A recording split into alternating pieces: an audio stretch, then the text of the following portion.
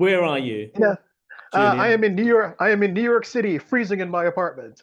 Yeah, me too, but I'm not in your apartment. All right, so Asif, That'd be first weird of if I all, was, but no, I'm not. I'd love to talk to you in person. So first of all, I'm a big fan of all your work, and and once again, you've made something extraordinary. What I consider a cinematic gut punch that I think is very, very good. But you know what? I'm going to start this interview doing devil's advocate. All right, I'm going to go for a different philosophical approach because I want to talk to the people who see this movie and consider you maybe a liberal alarmist, right? So when we look at Trump, the return of Trump 2.0, right? He wins the popular vote. People voted for him for whatever reason, right? When those voters see your film and they say, "Hey, we believe that life will be better under him," who even people who worked for him call a fascist, what do you say to them? So I don't live in this country. I will say that up front. I live in the UK, right? So you're right. Yeah, won an election. Absolutely. What's been interesting is the people who are now looking like they're going to be in the cabinet and the kind of the sometimes veiled, sometimes not even particularly veiled threats to what's to come is would make me uncomfortable or nervous. I would say on a personal level, I'm a person of color. My background is Muslim. I'm like, if I were living here, I'd be considered an immigrant. So there'd be a lot of red flags for someone like me. But what I would say is when I made the film, here's the truth, right? When I made the film, I started this film in 2020. It was after the previous election that had happened, right? Which Biden won. And I'm not saying, I'm absolutely not. This film is not about saying everything that Democrats have done is good and correct. I don't live here, number one. And I'm not saying that liberal politicians and parties around the world are getting things right. But what I would suggest you should think about is how your freedom's being eroded. I would be worried about certain people from tech companies who haven't been elected having a lot of power and a lot of say and how that technology has been used to affect elections around the world, how it's been used to divide and make people angry and argue and lie and cheat, and how AI technology is maybe being used and people don't really understand what the intention is with that. Now, if you have a lot of this stuff where these people have become very wealthy by, in theory, giving away things for free, and people have used them and not realized, well, your data is where the value is. That's where the money is. All this stuff you're doing, which you think is funny and you're sharing, your kids are doing, well, how did that all make them billionaires? Right? It was free. So I'm like, I'm just trying to say, just be aware who these people are. Just understand what they stand for. Just understand what they think of homeless people. Just understand what they think of black people. Just understand what they think of Muslims. Just understand how your technology may be being used and you're not aware of it. And then one point, if they all think there are no reason to have any jobs and no people need jobs, then what are you going to do? Right? So that's just my take from an outsider. I don't live here, but I've seen it happening in the UK. I've seen it happen in Europe. I've seen things happening in Asia. I've seen it in Latin America. And generally, people in the US are like, it's not our problem. We're all cool. We're fine. Well, then it comes to you, right? And all the warning signs have been there. And actually, then it comes to you. And then you're like, shit, we're worried. Or some people are saying, no, it's all fine. But a lot of people who may have voted for that, you might be the first in line to get kicked out of the country. You may be the first in line to lose your job because some AI has taken over. So I'm just saying, take it, ignore it. If you want to treat it as a piece of entertainment or a horror movie or a sci-fi film, because most people go and see a movie, they're like, watch it, they're going, yeah, that was shit. Then they go off and they get on with their life. You could do that too. That's fine. I'm just saying this is all based on good research, journalism, and fact. And so the scariest material in our film is factual, right? And it's just there for your information. I'm not suggesting everyone's going to love it. And I think that's just the nature of it. If you take a side or you take an opinion, you're going to divide the audience, particularly on this issue, particularly in this country, because it's a divided country, right? And so my feeling was like, even if you think you don't agree with the politics, a lot of the ideas in this will come to you, will affect your children, will affect your loved ones at some point, somewhere, some way.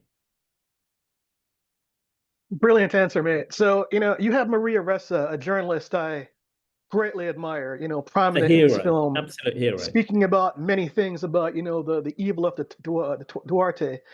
But he has this statement about facts, truth, and trust. Okay, and then you have this just chilling snippet of Peter Thiel, the owner of Palantir, right, talking about the hills in San Francisco where the homeless people are at the bottom and the rich are at the top because they just can't crawl up there, right?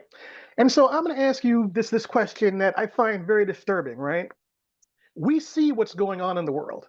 We see what's going on with Uyghurs. We see what's going on with the Rohingya.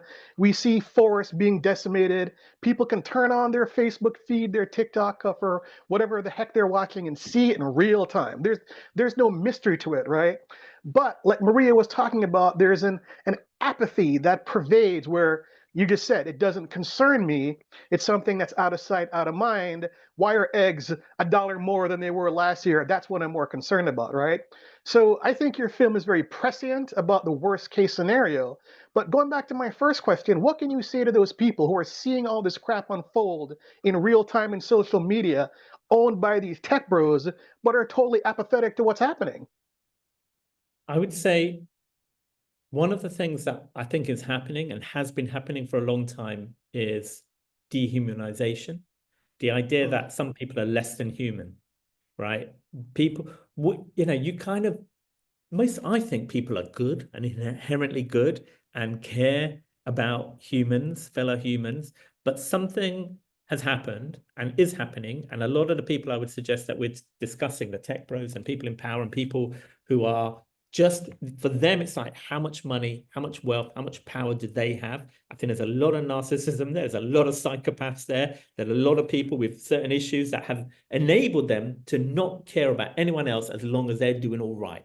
And I think they like that concept and they want to share that and spread that concept.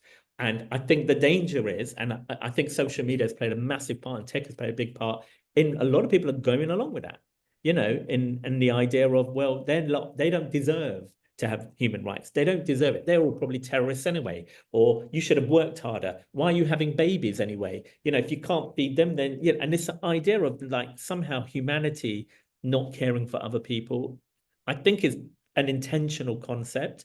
And in our film, yeah, you've mentioned, I would say there's a lot of shocking material in the film, but almost the most shocking piece of footage is Teal talking about homelessness, saying it out loud, what they might say in private at a conference, the National Conservatism Conference, where they all go, they all hang out and they say this stuff. And my editor found that clip, and it's like, that is the most powerful thing, because you never really heard it said like that. It serves a purpose because it makes their home worth more. And we've all witnessed that. Wherever you live in the world, there will be a poor part of town, which when there's a riot, that's allowed to burn. The minute they head to the posh part of town, the wealthy part of town, cops are there, boom, they're there. It's happened in London, it happens in LA, it happens in everywhere around the world. You can loot that, but don't you dare come here.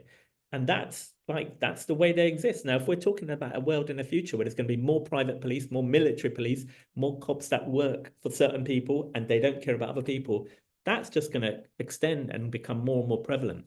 So I'm just like, my aim was just to kind of put in a little bit of a lot to kind of give you a taster of the world now. And it's only going to get worse when these people have more and more and more power. And it's happening, man. It's happening. Next year, that's on. I don't know where we're going. No one knows where we're going. But all I know is that people are quite afraid. And the people I've met in the last year who said they were going to vote for that, a lot of them were people of color. A lot of them were immigrants. A lot of them were then telling me how, I'm voting because I'm American and I'm going to keep out all of those rapists and I'm going to keep out all those people because they're all thieves. And I'm looking at them going, you're going to be first in line to get out. They're going to kick you out in no time. But let's see. Let's see. All I know is that everyone everywhere around the world is nervous. Do you know the most common conversation, Julian, that I've been having with friends? Everyone separately is going, you know what? When things get really bad, where am I going to run to? And my film came out of me having that feeling in the UK. Like, if these people stay in power, where am I going to go? And it's really hard to come up with somewhere that doesn't have an issue. And I've got friends here who are leaving the US. I've got friends in Latin America who want to get out of Brazil or want to get out of Argentina. I've got friends who live in Europe who want to leave their countries because they can't believe what's happening and how, racism and prejudice and kind of lots of things are just being said out loud on television by politicians that never was said before. And the news media are not kind of holding them to account. They're letting it happen. So then it just gets worse and worse and worse. I've got friends in India that feel that way.